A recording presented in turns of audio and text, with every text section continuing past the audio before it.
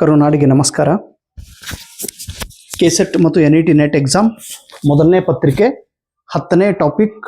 ಇದರಲ್ಲಿ ಒಂದು ಕಾನ್ಸೆಪ್ಟ್ ಇದೆ, ಒಂದು ಸಬ್ ಕಾನ್ಸೆಪ್ಟ್ ಅನ್ನೋದಕ್ಕಿಂತ ಒಂದು ಸಬ್ ಟಾಪಿಕ್ ಇದೆ. ಓರಿಯೆಂಟಲ್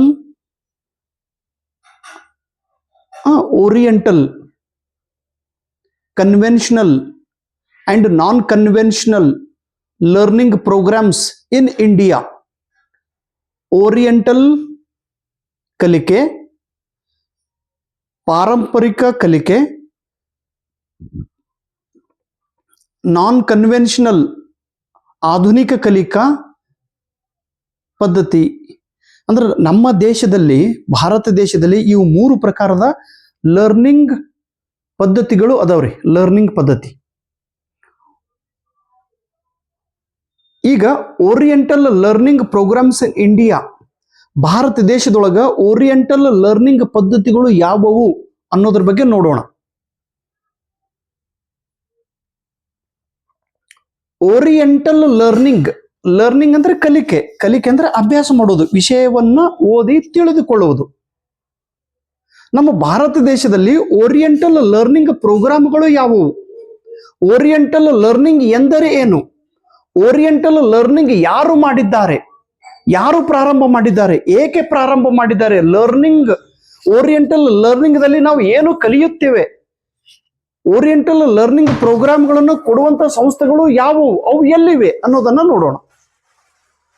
ಲರ್ನಿಂಗ್ ಅಂದ್ರೆ ಕಲಿಕೆ. ಇನ್ನು ಓರಿಯೆಂಟಲ್ ಲರ್ನಿಂಗ್ ಎಂದರೆ, ಓರಿಯೆಂಟಲ್ ಈ ಶಬ್ದ ತುಂಬಾ ಇಂಪಾರ್ಟೆಂಟ್.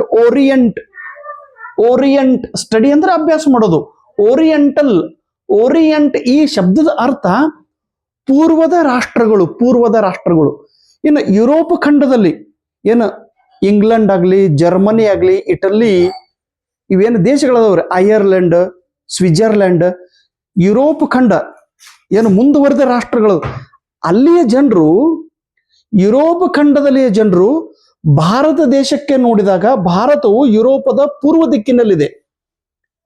ಯುರೋಪ್ ಖಂಡದಲ್ಲಿರುವ ಜನರು ಭಾರತ ದೇಶದ ಬಗ್ಗೆ ಅಭ್ಯಾಸ ಮಾಡಲು ಆಸಕ್ತಿ ಹೊಂದಿದ್ದಾರೆ.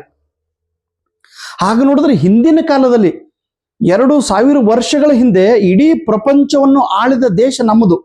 ನಮ್ಮ ದೇಶದೊಳಗೆ ಬೇರೆ ರಾಷ್ಟ್ರದ ಜನ ಬಂದು ಶಾಲೆ ಕಲಿತು, ಶಿಕ್ಷಣ ಕಲಿತು ಇಲ್ಲಿ ನಮ್ಮ ದೇಶದೊಳಗ ವಿಶ್ವವಿದ್ಯಾಲಯಗಳಿದ್ದು ಅಂತ. ಆ ಕಾಲದೊಳಗೆ ತಕ್ಷಶಿಲಾ ವಿಶ್ವವಿದ್ಯಾಲಯ, ನಳಂದ ವಿಶ್ವವಿದ್ಯಾಲಯ, ವಿಕ್ರಮಶಿಲಾ ವಿಶ್ವವಿದ್ಯಾಲಯ, ವಲ್ಲಭಿ ವಿದ್ಯಾಪೀಠ. ಆ ಕಾಲದೊಳಗೆ ಈ ನಳಂದ ಮತ್ತು ನಳಂದ ವಿಶ್ವವಿದ್ಯಾಲಯ ಆಗಲಿ, ತಕ್ಷಶಿಲಾ ಯೂನಿವರ್ಸಿಟಿಗಳಾಗಲಿ, ಇವೇನು ಯೂನಿವರ್ಸಿಟಿಗಳು ಇದ್ದು ನೋಡ್ರಿ, ಆ ಯೂನಿವರ್ಸಿಟಿಗಳು ಕಾಲಾಂತರದೊಳಗ ಮುಸ್ಲಿಂ ರಾಜರು ಬಂದು ನಾಶ ಮಾಡಿ ಇಡೀ ಭಾರತ ದೇಶದ ಪ್ರಾಚೀನ ಶಿಕ್ಷಣ ವ್ಯವಸ್ಥೆನೇ ಹಾಳು ಮಾಡಿಬಿಟ್ರು. ಇನ್ನು 19ನೇ ಶತಮಾನ ಮತ್ತು 20ನೇ ಶತಮಾನದಲ್ಲಿ, 19ನೇ ಶತಮಾನ ಮತ್ತು 20ನೇ ಶತಮಾನ ಯಾವಾಗ ಈಸ್ಟ್ ಇಂಡಿಯಾ ಕಂಪನಿ ಭಾರತ ದೇಶದೊಳಗೆ ಬಂದು ಸ್ಥಾಪನೆ ಆಯಿತು, ಯುರೋಪದ ಜನರು ಯಾವಾಗ ಭಾರತ ದೇಶಕ್ಕೆ ಬರ್ಲಿಕ್ಕೆ ಪ್ರಾರಂಭ ಮಾಡಿದ್ರು, ಅವಾಗ ಅವ್ರಂದ್ರು ಭಾರತೀಯರು ಖರೇನೆ ಹುಷಾರದಾರಲ್ಲ, ಇವರು ಕಾಣಿಸಲ್ಕ ಖರಗಿರ್ಲಕ್ಕ ಆದ್ರೆ ಭಾಳ ಹುಷಾರದಾರ ನೋಡ್ರಿ, ಇವರು ಭಾಳ ಬುದ್ಧಿವಂತರದಾರ, ಇವ್ರ ಬಲ್ಲಿ ಒಂದು ಜ್ಞಾನ ಐತಿ, ಇವ್ರ ಬಲ್ಲಿ ಒಂದು ನಾಲೆಜ್ ಇದೆ, ಇವ್ರ ಬಲ್ಲಿ ಅಗಾಧವಾದ ನಾಲೆಜ್ ಐತಿ, ಜಬರ್ದಸ್ತ್ ನಾಲೆಜ್ ಅದು ಈ ಭಾರತೀಯರ ಹತ್ರ. ಆದ್ರೆ ಇವೆಲ್ಲ ಮಳ್ಳದವು, ಇವ್ಗೆ ಗೊತ್ತಿಲ್ಲ ಇವ್ರ ಬಲ್ಲಿ ಏನದ ಅಂತೇಳಿ. ಮಂಗನ ಕೈಯಾಗ ಮಾಣಿಕ್ಕಿದ್ದಂಗೆ ಇವು ಭಾರತೀಯರಿಗೆ ಏನೂ ಗೊತ್ತಿಲ್ಲಲ್ಲೋ ಅಂತೇಳಿ ಬ್ರಿಟಿಷರದು ಬುದ್ಧಿವಂತ ಜನರು, ಬ್ರಿಟಿಷರ ವಿದ್ವಾಂಸರು, ಬ್ರಿಟಿಷ್ ಕಾಲದೊಳಗೆ ಬ್ರಿಟಿಷರು ಏನು ಬುದ್ಧಿವಂತ ಜನರು, ಅವರು ಭಾರತ ದೇಶಕ್ಕೆ ಬಂದಕರ ಅವರು ಭಾರತೀಯ ಸಂಸ್ಕೃತಿ, ಭಾರತೀಯ ಭಾಷೆ, ಭಾರತೀಯ ನಡೆನುಡಿ, ಭಾರತೀಯ ಆಚಾರ ವಿಚಾರ, ಭಾರತೀಯ ಹಬ್ಬಗಳು, ಭಾರತದೊಳಗಿರುವಂಥ ಸಂಸ್ಕೃತ ಭಾಷೆ, ಭಾರತದೊಳಗಿರುವಂಥ ಪ್ರಾಕೃತಿಕ ಭಾಷೆ, ಭಾರತದೊಳಗಿರುವಂಥ ಪರ್ಷಿಯನ್ ಭಾಷೆ ನೋಡ್ರಿ, ಪ್ರಾಕೃತ ಭಾಷೆ, ಸಂಸ್ಕೃತ ಭಾಷೆ. ಆ ಕಾಲದೊಳಗೆ ಭಾರತೀಯರು ಉಪನಿಷತ್ತಿನಲ್ಲಿ ಅಂದ್ರೆ ಶ್ಲೋಕದ ಮೂಲಕ ಬುದ್ಧಿ ಮಾತನ್ನು ಹೇಳಿದ್ದಾರೆ, ಶ್ಲೋಕದ ಮೂಲಕ ಅನೇಕ ತತ್ವವನ್ನು ಹೇಳಿದ್ದಾರೆ. ಉಪನಿಷತ್ತಾಗ್ಲಿ, ಮಹಾಭಾರತ, ರಾಮಾಯಣ, ಉಪನಿಷತ್ತು, ವೇದಗಳು, ವೇದಶಾಸ್ತ್ರಗಳು, ಪುರಾಣಗಳು, 18 ಪುರಾಣ ಅವೇನದು ಅವೆಲ್ಲ ಸಂಸ್ಕೃತ ಭಾಷೆದೊಳಗಿದ್ದು. ಅಂದ್ರೆ ಭಾರತೀಯ ಹಿಸ್ಟ್ರಿ, ಭಾರತೀಯ ಇತಿಹಾಸ, ಭಾರತೀಯ ಪರಂಪರೆ, ಭಾರತೀಯ ಜ್ಞಾನ, ಭಾರತೀಯ ತತ್ವಜ್ಞಾನ, ಭಾರತೀಯ ಫಿಲಾಸಫಿ, ಭಾರತೀಯ ಕಲ್ಚರ್, ಭಾರತೀಯ ಟ್ರೆಡಿಷನ್, ಭಾರತೀಯ ಲ್ಯಾಂಗ್ವೇಜ್ ಇದನ್ನ ಕಲಿಯುವಂತ ಅಭ್ಯಾಸಕ್ಕೆ ಓರಿಯೆಂಟಲ್ ಸ್ಟಡಿ ಎಂದು ಕರೆಯುತ್ತಾರೆ. ಈ ಓರಿಯೆಂಟಲ್, ವಿಶೇಷವಾಗಿ ಓರಿಯೆಂಟಲ್ ಶಬ್ದ ಪೂರ್ವ ಪೂರ್ವ ಅಂದ್ರೆ ಏಷ್ಯಾದ ಖಂಡದೊಳಗಿರುವಂತ ಏನ್ ರಾಷ್ಟ್ರಗಳದಾವ ನೋಡ್ರಿ, ಭಾರತ, ಚೀನಾ, ಬಾಂಗ್ಲಾದೇಶ್, ಶ್ರೀಲಂಕಾ, ಅಫ್ಘಾನಿಸ್ತಾನ್, ಪಾಕಿಸ್ತಾನ್, ಈ ರಾಷ್ಟ್ರದ ಬಗ್ಗೆ ಅಭ್ಯಾಸ ಮಾಡುವಂತ ಒಂದು ಅಭ್ಯಾಸ ಪದ್ಧತಿಗೆ ಓರಿಯೆಂಟಲ್ ಸ್ಟಡಿ ಎಂದು ಕರೆಯುತ್ತಾರೆ. ಇನ್ನು ಈ ಓರಿಯೆಂಟಲ್ ಸ್ಟಡಿ ಮಾಡುವಾಗ ಅವರು ಸಿನೋಲಾಜಿ ಅಂದರೆ ಚೀನಾ ದೇಶದ ಭಾಷೆ, ಸಂಸ್ಕೃತಿ, ಪರಂಪರೆಯನ್ನು ಅಭ್ಯಾಸ ಮಾಡುವ ಶಾಸ್ತ್ರಕ್ಕೆ ಸಿನೋಲಾಜಿ ಎಂದು ಕರೆಯುತ್ತಾರೆ. ಇಂಡೋಲಾಜಿ ಅಂದರೆ ಭಾರತದ ಸಂಸ್ಕೃತಿ, ಭಾರತದ ಕಲ್ಚರ್, ಭಾರತದ ಭಾಷೆ, ಭಾರತದ ಪರಂಪರೆ, ಭಾರತದ ಫಿಲಾಸಫಿ ಇದರ ಬಗ್ಗೆ ಅಭ್ಯಾಸ ಮಾಡುವ ಶಾಸ್ತ್ರಕ್ಕೆ ಇಂಡೋಲಾಜಿ ಎಂದು ಕರೆಯುತ್ತಾರೆ. ದಯವಿಟ್ಟು ಪೇಪರ್ದ ಪ್ರಶ್ನೆ ಕೇಳಿದ್ರು. ಇಂಡೋಲಾಜಿ ಅಂದರೆ ಭಾರತದ ಬಗ್ಗೆ ಅಭ್ಯಾಸ ಮಾಡುವ ಶಾಸ್ತ್ರಕ್ಕೆ ಇಂಡೋಲಾಜಿ ಎಂದು ಕರೆಯುತ್ತಾರೆ. ಇನ್ನು ಯುರೋಪದ ಜನರು ವಿಶೇಷವಾಗಿ ಭಾರತದ ಬಗ್ಗೆ ಅಭ್ಯಾಸ ಮಾಡ್ಲಿಕ್ಕೆ ಅವರು ಇಂಟ್ರೆಸ್ಟ್ ತೋರಿಸಿದ್ರು 19ನೇ ಶತಮಾನ ಮತ್ತು 20ನೇ ಶತಮಾನದ. ಓರಿಯೆಂಟಲ್ ಅಂದ್ರೆ ಏಷ್ಯಾದ ಪೂರ್ವ ಅಥವಾ ಏಷ್ಯಾ ಖಂಡದಲ್ಲಿ ಬರುವಂತ ರಾಷ್ಟ್ರಗಳ ಬಗ್ಗೆ ಅಭ್ಯಾಸ ಮಾಡುವಂತ ಒಂದು ಪದ್ಧತಿ ಓರಿಯೆಂಟಲ್ ಸ್ಟಡಿ. ಇನ್ನು ವಿಶೇಷವಾಗಿ ಭಾರತದ ಮೇಲೆ ಫೋಕಸ್ ಮಾಡಿದ್ರು. ಎಷ್ಟೋ ಶ್ಲೋಕದೊಳಗ ಈಗನು ಅಮೆರಿಕದವರು, ಯುರೋಪದವರು, ಎಷ್ಟೋ ಜನ, ಜಪಾನ್ದವರು ಈಗ ಭಾರತ ದೇಶದೊಳಗೆ ಬಂದು ಸಂಸ್ಕೃತಿ ಅಭ್ಯಾಸ ಮಾಡಿ ಎಷ್ಟೋ ಶ್ಲೋಕಗಳು ಅವ್ರು ಅದನ್ನ ಅರ್ಥ ಮಾಡಿಕೊಳ್ಳು. ನಮಗೆ ಗೊತ್ತಿಲ್ರಿ, ಕತ್ತೆಗೆ ಏನು ಗೊತ್ತ, ಕಸ್ತೂರಿ ಗಂಧ ಅಂದಂಗ ನಮ್ಮದು ಜ್ಞಾನ ನಮಗೆ ಗೊತ್ತಿಲ್ಲ ಅಂದ್ರೆ ನಿಂತ್ಕೊಳ್ಳದ. ಅವ್ರಂದ್ರು ಎಷ್ಟು ಶಾಣೆಯರಿದ್ರು, ಓ ನೀವು ಅಂತಂದ್ರು. ಈಗ ಹೌದೌದು ಖರೇನೆ ನಾವು ಶಾಣೆ ಇದ್ದೇವೆ ಅಂತ ತಿಳ್ಕೊಂಡು ಈಗ ನಾವು ಅಭ್ಯಾಸ ಮಾಡ್ಲಾಗತ್ತಿದ್ದೇವ್ರಿ.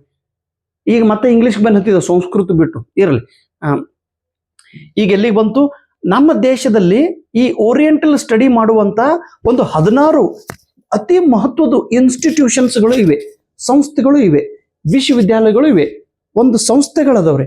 ಆ ಸಂಸ್ಥೆಯ ಮೂಲಕ ಇದಕ್ಕೆಲ್ಲ ಸಪೋರ್ಟ್ ಯಾರು ಮಾಡ್ಲಾಗತ್ತಾರ್ರಿ, ಭಾರತ ಸರ್ಕಾರದವರು ಈಗ ಇದಕ್ಕೆ ಸಪೋರ್ಟ್ ಮಾಡುತ್ತಿದ್ದಾರೆ. ಈ ಸಂಸ್ಥೆಗಳ ಮೂಲಕ ಭಾರತದ ಸಂಸ್ಕೃತಿ, ಭಾರತದ ಪರಂಪರೆ, ಭಾರತದ ಹಿಂದಿನ ಕಾಲದ ಉಪನಿಷತ್ತು, ವೇದ, ಹಿಂದಿನ ಕಾಲದ ಎಷ್ಟೋ ಗ್ರಂಥಗಳಿದ್ದು ನೋಡ್ರಿ, ಆ ಗ್ರಂಥಗಳನ್ನ, ಆ ಕಾಲದೊಳಗೆ ಬರ್ತಿದ್ದ ಗ್ರಂಥಗಳನ್ನ ಮಾಡರ್ನ್ ಲ್ಯಾಂಗ್ವೇಜ್ ಇದೊಳಗೆ ಟ್ರಾನ್ಸ್ಲೇಷನ್ ಮಾಡಿ ಅದರ ಜ್ಞಾನವನ್ನು ಪಡೆಯುವಂತ, ಅದರ ಜ್ಞಾನವನ್ನು ಪ್ರಪಂಚಕ್ಕೆ ಹಂಚಿಕೊಳ್ಳುವಂತ ಕೆಲಸ ಈ ಇನ್ಸ್ಟಿಟ್ಯೂಷನ್ಸ್ಗಳು ಮಾಡುತ್ತಿವೆ. ಅದರಲ್ಲಿ ಪ್ರಮುಖ ಒಂದು 16 ಇನ್ಸ್ಟಿಟ್ಯೂಷನ್ಸ್ಗಳು ಪೇಪರ್ದೊಳಗೆ ಕೇಳುತ್ತಾರೆ, ನೆನಪಿನಾಗ ಇಟ್ಕೊರಿ. ಒಂದನೇದು ಏಸಿಯಾಟಿಕ್ ಸೊಸೈಟಿ.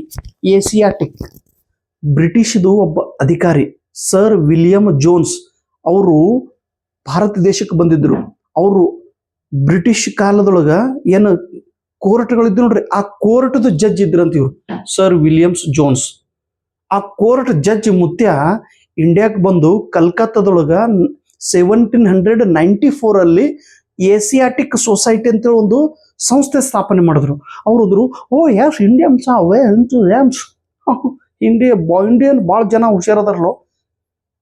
ಇವರು ಸ್ವಲ್ಪ ಅವ್ರಿಗೆ ಗೊತ್ತೈತೆ ಆ ಜಡ್ಜಿಗೆ ಇಂಡಿಯಾದೊಳಗೆ ಜನ ಹೆಂಗದಾರ, ಇಲ್ಲಿದ ಸಂಸ್ಕೃತಿ, ಇಲ್ಲಿದ ಸಂಸ್ಕೃತ ಭಾಷೆ, ಇಲ್ಲಿದ ಪರ್ಷಿಯನ್ ಭಾಷೆ, ಇಲ್ಲಿದ ಪ್ರಾಕೃತಿಕ ಭಾಷೆ, ಅದರ ಮೇಲೆ ಅಭ್ಯಾಸ ಮಾಡುವ ಸಲುವಾಗಿ ಆ ಗ್ರಂಥಗಳನ್ನು ಇಂಗ್ಲಿಷ್ ಒಳಗೆ ಟ್ರಾನ್ಸ್ಲೇಷನ್ ಮಾಡುವ ಸಲುವಾಗಿ ಅವರು ಈ ಏಸಿಯಾಟಿಕ್ ಸೊಸೈಟಿಯನ್ನ ಸ್ಥಾಪನೆ ಮಾಡಿದ್ರು.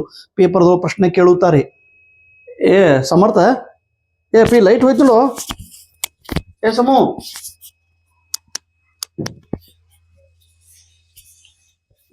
ಸಮೂ ಅಂದ್ರಿ ಏನನ್ರಿ, ಲೈಟ್ ಹೋದಕ್ರ ಒಂದ್ರ ಬರ್ತಾವ ಇಲ್ಲಿ ಮನೆಗ. ಎಲ್ಲದ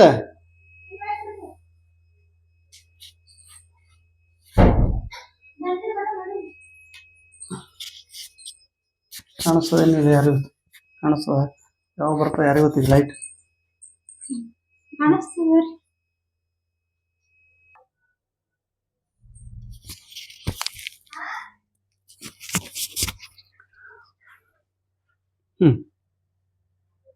ಕರೆಂಟ್ ಹೋಗಿದ್ದೀವ್ರಿ. ಏಸಿಯಾಟಿಕ್ ಸೊಸೈಟಿಯನ್ನ ಸ್ಥಾಪನೆ ಮಾಡಿದವರು ಸರ್ ವಿಲಿಯಂ ಜೋನ್ಸ್ ಅವರು. ಓಕೆ, ಪರ್ಷಿಯನ್ ಭಾಷೆ, ಸಂಸ್ಕೃತ ಭಾಷೆ, ಈ ಭಾಷೆಯಲ್ಲಿ ಬರೆದಂಥ ಗ್ರಂಥಗಳನ್ನು ಸಂಗ್ರಹ ಮಾಡಿ ಅದನ್ನ ಇಂಗ್ಲಿಷ್ ಒಳಗೆ ಟ್ರಾನ್ಸ್ಲೇಷನ್ ಮಾಡುವಂಥ ಕೆಲಸ ಏಸಿಯಾಟಿಕ್ ಸೊಸೈಟಿಗೆ ಇವರು ಹೇಳಿದ್ರು. ಇದನ್ನ ಸ್ಥಾಪನೆ ಮಾಡಿದ್ರು. ದಯವಿಟ್ಟು ಅದನ್ನು ನೆನಪಿಡ್ರಿ. ಎರಡನೇದು ಭಂಡಾರ್ಕರ್ ಓರಿಯೆಂಟಲ್ ರಿಸರ್ಚ್ ಇನ್ಸ್ಟಿಟ್ಯೂಟ್, ಇದಕ್ಕೆ ಬೋರಿ ಎಂದು ಕರೆಯುತ್ತಾರೆ. ಭಂಡಾರ್ಕರ್ ಅನ್ನೋ ಒಬ್ಬ ವ್ಯಕ್ತಿ, PG ಭಂಡಾರ್ಕರ್, ಇವರು ಈ ಓರಿಯೆಂಟಲ್ ಬಗ್ಗೆ ಸ್ಟಡಿ ಮಾಡದಂತ ವ್ಯಕ್ತಿ. ಇವರು ಸ್ಟಡಿ ಮಾಡಿ ಇವರು ಸಂಗ್ರಹ ಮಾಡದಂತ ವಸ್ತು, ಗ್ರಂಥ, ಪುಸ್ತಕ ಇವುಗಳ ಸಂಗ್ರಹ ಮಾಡಿ ಪುಣೆದೊಳಗ ಒಂದು ಓರಿಯೆಂಟಲ್ ಇನ್ಸ್ಟಿಟ್ಯೂಷನ್ ಐತೆ. ಇವ್ರ ಹೆಸರ ಮೇಲೆ Bhandarkar oriental research institute, Pune, ಮಹಾರಾಷ್ಟ್ರದಲ್ಲಿ 1970. ದಯವಿಟ್ಟು ನೆನಪಿಟ್ರ ಇದನ್ನು ಇಂಪಾರ್ಟೆಂಟ್, ಪೇಪರ್ದೊಳಗೆ ಕೇಳುತ್ತಾರೆ. ಇದು ಭಂಡಾರ್ಕರ್, ಇದನ್ನು ಪರೀಕ್ಷೆದೊಳಗೆ ಕೇಳುತ್ತಾರೆ. 1970. ಆಮೇಲೆ ಮಿಥಿಕ್ ಸೊಸೈಟಿ ಅಂತೇಳಿ ಬೆಂಗಳೂರದೊಳಗೆ ಸ್ಥಾಪನೆ ಆಗಿದ್ದು. ಈ ಪುರೋಹಿತ ಸಮಾಜದ ಬಗ್ಗೆ, ಸಂಸ್ಕೃತ ಭಾಷೆ ಮತ್ತು ಕನ್ನಡ ಭಾಷೆ ಮತ್ತು ಹಿಂದಿನ ಕಾಲದ ಉಪನಿಷತ್ತುಗಳು, ಅದನ್ನ ಟ್ರಾನ್ಸ್ಲೇಷನ್ ಮಾಡಿದ್ದು, ವೇದಗಳು, ಇದ್ರ ಬಗ್ಗೆ ಎಲ್ಲ ಸ್ಟಡಿ ಮಾಡಿದಂತ ಒಂದು ಸಂಸ್ಥೆ ಯಾವುದು? ಮಿಥಿಕ್. ಇದು ಬೆಂಗಳೂರಲ್ಲಿ ಸ್ಥಾಪನೆ ಆಗಿದೆ 1909. ಪ್ಲೀಸ್ ನೆನಪಿಡ್ರಿ, ಮಿಥಿಕ್ ಸೊಸೈಟಿ ಬೆಂಗಳೂರದಲ್ಲಿ 1909 ಅಲ್ಲಿ. ಆಮೇಲೆ ಇನ್ನೊಂದು ಖಾಸ್ ಎಲ್ಲರೂ ನೆನಪಿಡ್ರಿ, ಕರ್ನಾಟಕದ ಕೆಸೆಟ್ ಎಕ್ಸಾಮ್ ಒಳಗೆ ಈ ಪ್ರಶ್ನೆ ಕೇಳುತ್ತಾರೆ. Oriental research institute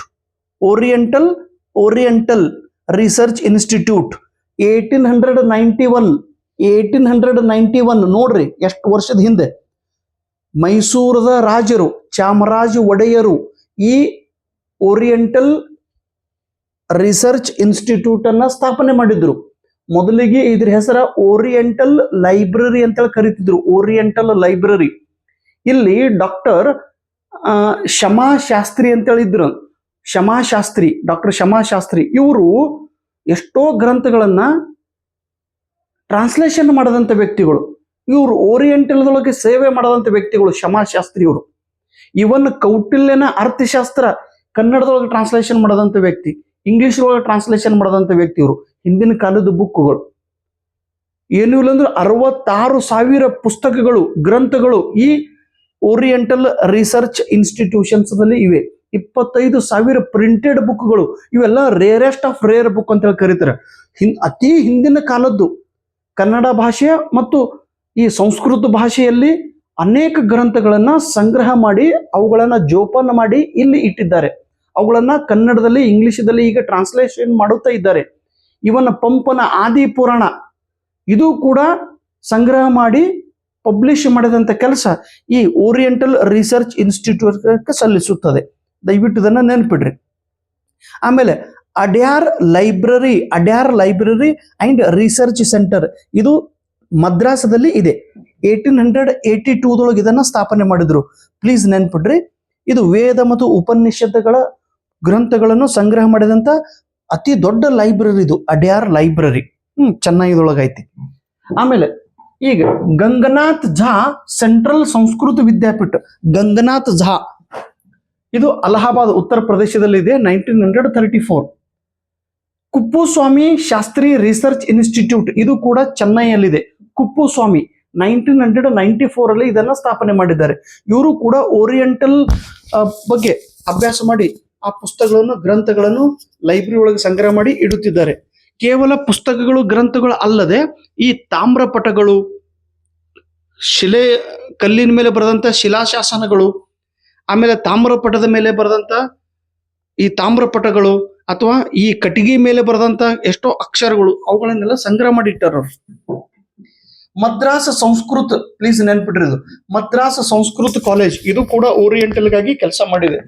1905 ಚೆನ್ನೈಯಲ್ಲಿ. Oriental institute ಇದು 1893 ಈಗಿನ ಗುಜರಾತ್, ಅವಾಗ ಬಡೋದರ ಅಂತ ಹೇಳಿ ಕರೀತಿದ್ರು. ಈ ಬರೋಡಾದಲ್ಲಿ ಒಬ್ಬ ರಾಜರಿದ್ರು, ಸಯಾಜಿರಾವ್ ಗಾಯಕ್ವಾಡ್. ಈ ರಾಜರು ಓರಿಯೆಂಟಲ್ ಇನ್ಸ್ಟಿಟ್ಯೂಷನ್ ಅನ್ನ ಸ್ಥಾಪನೆ ಮಾಡಿ ಈ ಹಿಂದಿನ ಕಾಲದ ಗ್ರಂಥಗಳನ್ನು ಸಂರಕ್ಷಣೆ ಮಾಡಿದಂತ ವ್ಯಕ್ತಿ ಇವರು ರಾಜರು. ಓರಿಯೆಂಟಲ್ ಮ್ಯಾನುಸ್ಕ್ರಿಪ್ಟ್ ಲೈಬ್ರರಿ, ಹಸ್ತಗಳಿಂದ ಬರೆದಂತ ಗ್ರಂಥಗಳು, ಪುಸ್ತಕಗಳು ಅಥವಾ ತಾಮ್ರಪಟಗಳು, ಇವುಗಳನ್ನು ಸಂಗ್ರಹ ಮಾಡಿದಂತ ಇದೊಂದು ಲೈಬ್ರರಿ, ಓರಿಯೆಂಟಲ್ ಮ್ಯಾನುಸ್ಕ್ರಿಪ್ಟ್ ಲೈಬ್ರರಿ 1911 ಕೇರಳದೊಳಗೆ ತ್ರಿವೇಂದ್ರಮದಲ್ಲಿ ಇದನ್ನ ಸ್ಥಾಪನೆ ಮಾಡಿದ್ರು.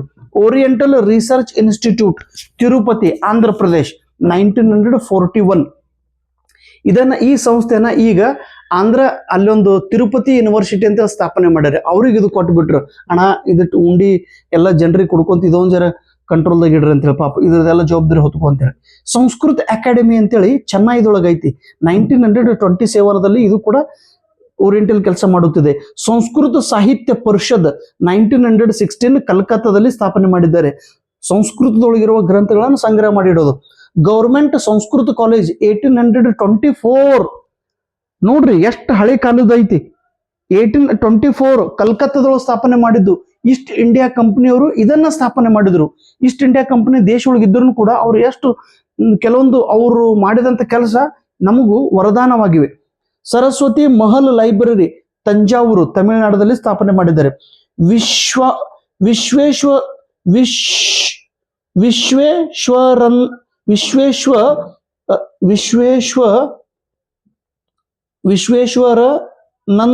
ವಿಶ್ವೇಶ್ವರಾನಂದ Vishva Bandhu Institute of Sanskrit and Indology Himachal Pradesh ಶಿಮ್ಲಾದಲ್ಲಿ ಸ್ಥಾಪನೆ ಆಗಿದೆ 1903.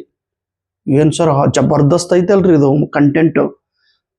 ಪೇಪರ್ದೊಳಗೆ ಕೇಳ್ತಾರೆ ನೋಡ್ರಿ, ಓರಿಯೆಂಟಲ್ ಎಂದರೆ ಏನು? ಪೂರ್ವದ ರಾಷ್ಟ್ರಗಳು, ವಿಶೇಷವಾಗಿ ಇಂಡಿಯಾ. ಇಂಡೋಲಜಿ ಅಂದ್ರೆ ಏನು? ಭಾರತೀಯರ ಬಗ್ಗೆ ಅಭ್ಯಾಸ ಮಾಡುವಂತ ಶಾಸ್ತ್ರಕ್ಕೆ ಇಂಡೋಲಜಿ. ಸಿನೋಲಜಿ ಚೀನಾದ ಬಗ್ಗೆ ಅಭ್ಯಾಸ ಮಾಡುವಂತ ಶಾಸ್ತ್ರಕ್ಕೆ ಚಿನೋಲಜಿ. ಓರಿಯೆಂಟಲ್ ಸ್ಟಡಿ ಯಾಕೆ ಮಾಡಬೇಕು? ಓರಿಯೆಂಟಲ್ ಇನ್ಸ್ಟಿಟ್ಯೂಷನ್ಸ್ಗಳು ನಮ್ಮ ದೇಶದಲ್ಲಿ 16 ಇವೆ. ಅದರಲ್ಲಿ ಪ್ರಮುಖವಾದದ್ದು Asiatic Society, Bhandarkar society, Mythic Society. ಆಮೇಲೆ ಬೆಂಗಳೂರದೊಳಗೆ ಮೈಸೂರದೊಳಗೆ ಇರುವಂತ ಅದು ಚಾಮರಾಜ ಒಡೆಯವರು ಸ್ಥಾಪನೆ ಮಾಡಿದ್ದು. ಎಲ್ಲವನ್ನು ಕರೆಕ್ಟ್ ಆಗಿ ನೆನಪಿಡ್ರಿ. ಓಕೆ, ಇನ್ನ ಅದಾದ ನಂತರ ಏನ್ ಬರ್ತದ್ರಿ? ಇಷ್ಟ ನೋಡಮ್ಮ, ಆಮೇಲೆ ಉಳಿದಿದ್ದು ವಿಡಿಯೋ ಮಾಡೋಣ. ಥ್ಯಾಂಕ್ ಯು, ನಮಸ್ಕಾರ. ಸಾವಕಾಶ ಏನ್ ಹೇಳೇ ಬಿಡ್ತೀರೇನು ಸರ್? ಬೇಡ, ಇಷ್ಟೇ ಹೋದ್ರೆ ಸಾಕು.